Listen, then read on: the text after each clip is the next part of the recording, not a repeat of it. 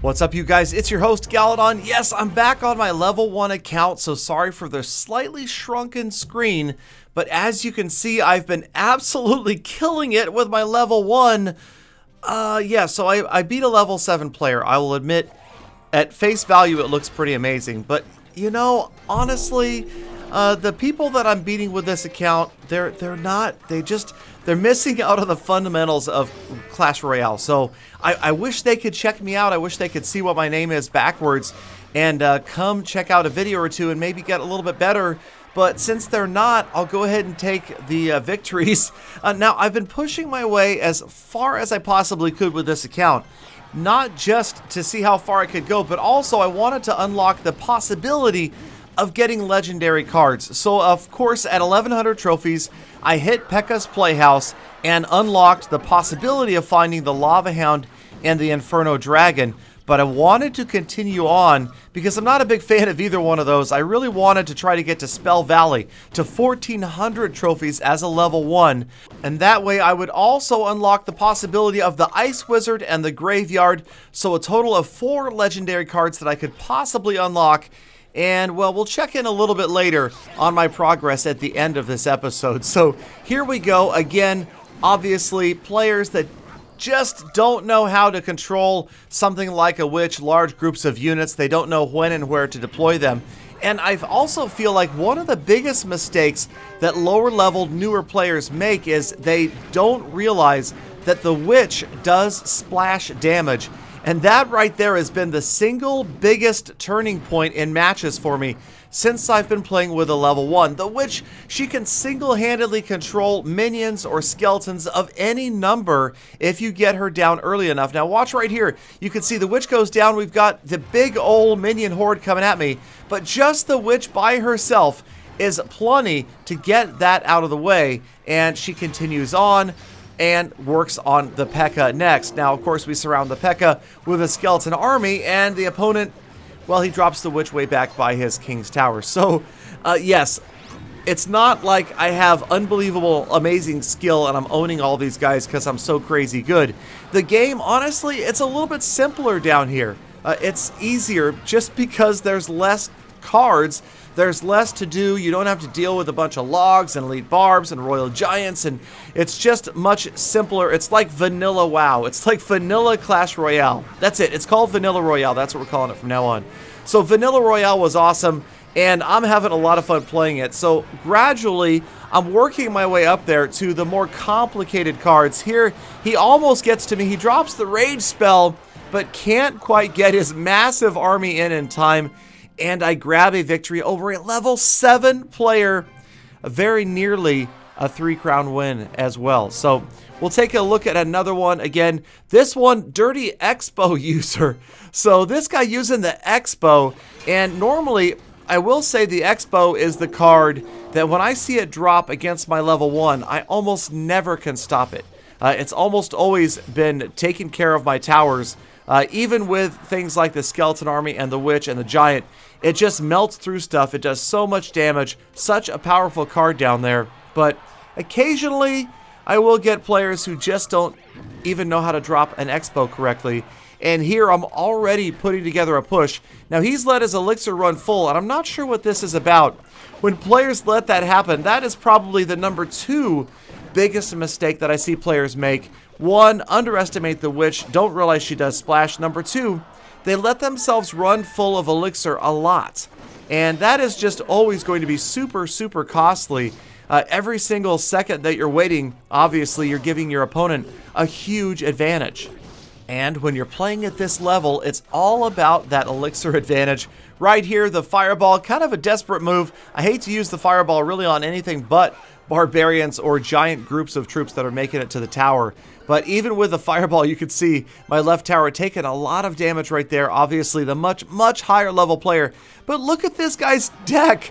He has got the Pekka, Giant Skeleton, Rocket, Expo, Prince. He has so many expensive cards. And then, of course, there's really no splash damage control there besides the Skeleton Army.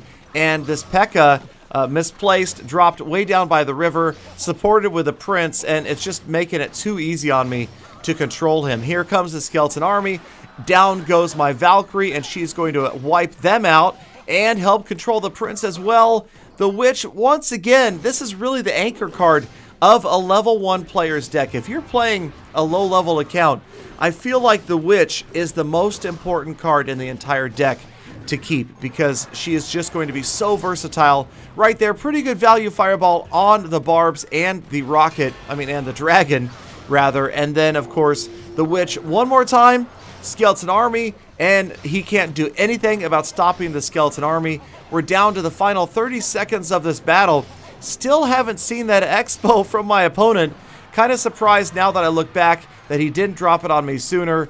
In fact, the Expo has been sitting in his deck the entire battle, as I think has the Rocket pretty much. So he's just been using the 2 middle cards out of his deck over and over and over again. Who knows? Maybe he thought those were the only cards he could use. You never know. Obviously, people that are newer at this game sometimes miss some of the basic fundamentals. But once again, I'll take it. I'm not ever going to BM these guys. There's no need to shame a player like this that you beat, because you never know who you're playing. Honestly, you guys, my mom used to play this game, and she got beaten by much lower level players all the time.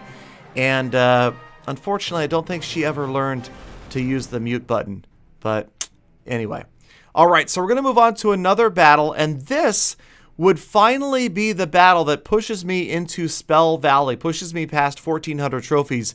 And it's against a level 4. Now, the funny thing is you just saw me beat a level 6 and a level 7 player. But it's the level 4s that I face that are probably the hardest. I would actually say my win rate against level 4 players is the lowest of all of the level players that I'm facing right now. And the simple reason is a guy who's at level 6 or level 7, who's below 1,400 trophies, chances are they're missing out on some basics of the game.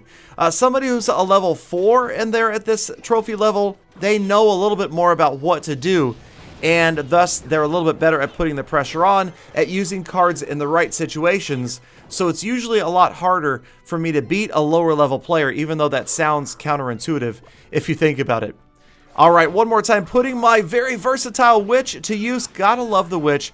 There she goes against an entire group of barbarians, all by herself. Now, a little bit of damage to the tower, but she still handled things. And that is another key that I use when I'm facing higher level players like this, is I'll go ahead and sacrifice some damage on the tower in order to build up that elixir advantage so that I can counter push right here. The Skeleton Army, I'm counting on my opponent just not being able to counter the Skeleton Army correctly. And sure enough, even with the Dragon, look at the Skarmy going around to the left. They wipe out the tower. The minion horde was too late. My opponent not bringing anything in his deck other than the Dragon that could control a big rush of units like that. And quickly, I've got a 1-0 lead, and I'm getting excited. Right here, it looks like I'm close. This could be the first time I ever pass 1,400 trophies. Been wanting this for so long. It would be so cool to get to Spell Valley to unlock Arena 5, and it looks like it's about to happen. So I'm just focusing on defense. It's all about holding that opponent off. I don't want another tower. I don't want anything but to survive this poor injured tower under 1,000 hit points. So another Witch goes down, and check her out, man. Now this Fireball was good value. It wasn't the Witch by herself. The Fireball helped out there.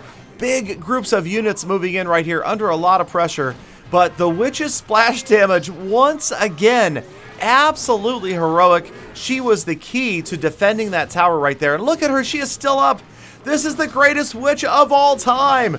The G-O-A-T-W-I-T-C-H.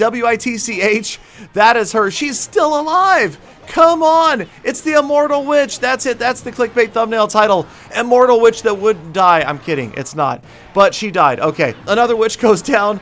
Time is going to count down. We are going to grab this one, and it's awesome. Feels so good to finally cross 1,400 trophies, to creep my way, to steal my way into Spell Valley. And check this out, you guys. As I get there, Clash Royale decides, hey, Galadon YouTube, you should spend money on the game. You haven't spent any money yet. We want you to spend some money. So what happens? Sure enough, right as I unlock Spell Valley, what would appear but a special offer? And what is it? Yes, you guys, the special offer is a super magical chest for only $4.99. That's right, $4.99. The first 100 callers who call right now get an additional legendary for free. No, they actually didn't, but I did decide $4.99. It wasn't a free-to-play account. I went ahead, I bought the super magical chest, and here it is, you guys, at Arena 5 super magical chest, crossing my fingers here for $4.99. What a bargain! You cannot get any cheaper than that for an SMC. Hoping to see a bunch of legendaries, a bunch of epics come out of this, and sure enough, when I saw that epic, and then I saw right here, I'm thinking, wow, this could be it. Could this actually be? Could it? It is! It's the graveyard! Oh my gosh, the one legendary card I wanted more than any other. There were 4 that are unlocked: Inferno Dragon, Lava Hound, Ice Wizard, and this, the Graveyard. This is what I wanted. I want to take my level 1 to town on some higher level players with a Graveyard card. So that is what's coming in a future episode, you guys.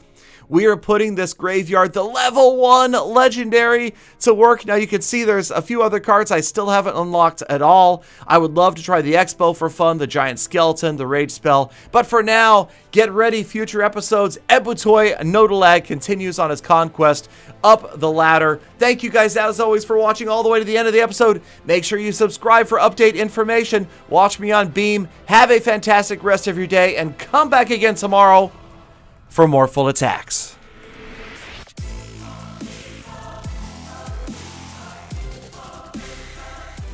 Galidon, what?